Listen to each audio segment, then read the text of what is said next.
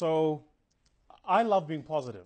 As much as the next guy, I honestly believe that if you surround yourself with positive news, positive information, positive people, if your perspective on the world is positive, then on the balance, not always, but on the balance, your experiences of the world will be positive. Which is why when we do these musings, I do the best I can to share new information, get people thinking in different ways, share with you my own thoughts about my own perspectives, right? But the truth is, the musings do well because I'm also honest. And so this is an honest conversation, which is not necessarily positive, but it's honest. Let me also just say that there are some of you who are going to be offended by this conversation, and, tough, be that as it may. I just want to have a conversation quickly with white South Africans. And that's as broad and as specific as I'll have it. I honestly think that on the average, you guys have to decide if you want Project South Africa to work. I do.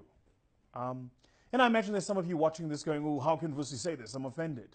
If it doesn't apply to you, then don't take offense. But I think on the average, you guys have to decide if you want Project South Africa to work.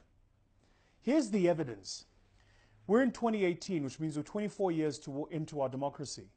And in these 24 years into our democracy, we've not meaningfully transformed our society. We've not transformed the spatial planning. We've not transformed the dispersion of economic power. We've not transformed access to financial markets and financial resources. We're not transforming economic participation. We're not transforming the education system. We're not transforming logistics and how far people live from the main towns. We're just not transforming it. And the reason it's not being transformed, and let's be honest for a minute, is because even though there is very well-regarded law and policy to argue for transformation, in truth, most white people, you guys have found the most creative, most innovative ways to work your way around the system. That's the truth of it. I mean, let's just be honest.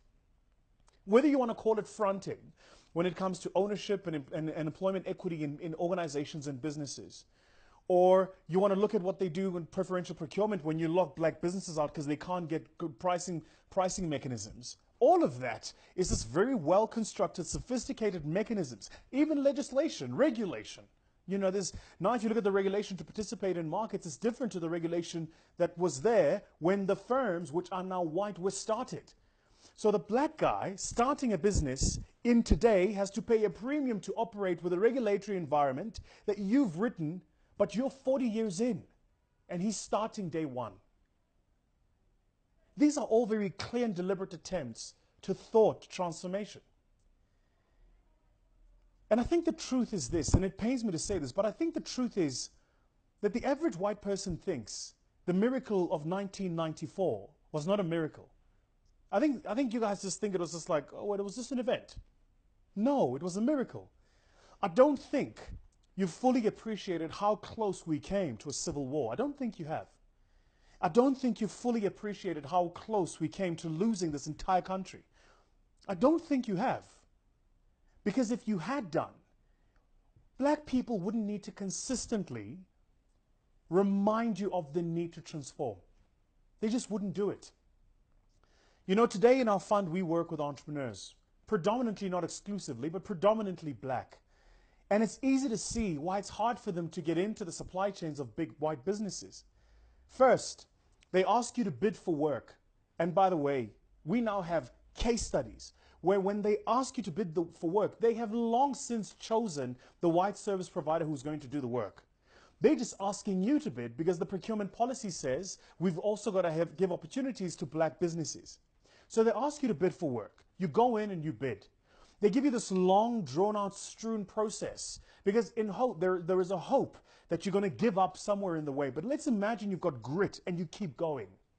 Then you finish, and at the end of the process, they come back to you with several reasons why you didn't get the opportunity. And then you find out, and we've got case studies and evidence to show this, that when you find out what decision they're making, they'd already committed to an established white business to do the work.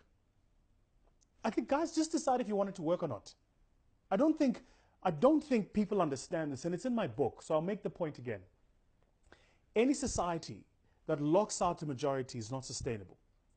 Any system that disenfranchises the majority of participants is not sustainable. And because we've not, I suppose, had a war in South Africa, not for a long time, I think people take for granted what happens when you have people who are not happy.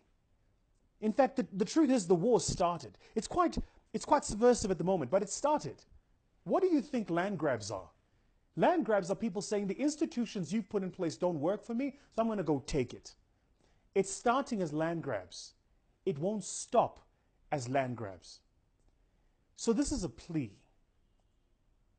White South Africans, wherever you're sitting, right now, and I imagine you're watching this, and if you're watching it with your black friends, you know, Vusi's kind of right. And then when you go home, you'll tell your partner, your spouse, or your friends at the bride, and you'll be quite pissed about what I'm saying.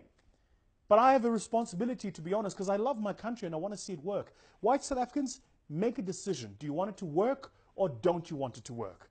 Are you embedded in this project called the Rainbow Nation or are you not? Because it can't just be the Rainbow Nation on the 27th of April when we celebrate the vote. It can't just be the Rainbow Nation on Heritage Day, which you then have the audacity to call Bride Day. You know, I left the funeral of Mama Tigizela Mandela, and on the drive home, went past a restaurant, and I couldn't believe how many white South Africans were sitting at a restaurant.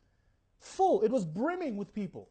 On the day we're celebrating, or we were mourning the loss of arguably one of the strongest women this country has ever produced, I could count in one hand the number of white people I saw at the stadium. They were all at the restaurants. So the truth is, we need to decide if there is a nation here or not, if there is a project here or not, if we are one or we're not. But can we just stop with the PR and the BS? You know the PR, the stuff that you guys put out on PR and you say we're doing this with our business and we're helping this small black business. I said to somebody the other day, if you're a large white business and you can tell me the name of a small black business that you're helping, you know what that tells me? You're not helping enough small black businesses. You should be helping so many you can't name them. It's like the white person that says, oh, I'm not racist, I've got a friend, his name is Tabu. The fact that you know his name gives you a sense that you still see him as different from you, that he's a singular in your world of majoritarianism. Just decide if you want it to work, guys. Honestly, because frankly, I'm just at a point where I'm getting sick and tired of having to walk over and walk past the eggshells that black people are put through. These high walls we have to jump. Let me just end it by saying this. The truth is this. For the average person watching this, the messaging mentally has been that if it's black, it's incompetent until it proves otherwise. And that if it's white, it's competent until it proves otherwise. And if you don't acknowledge that you hold that bias, then I have news for you. This country of ours is never going to work.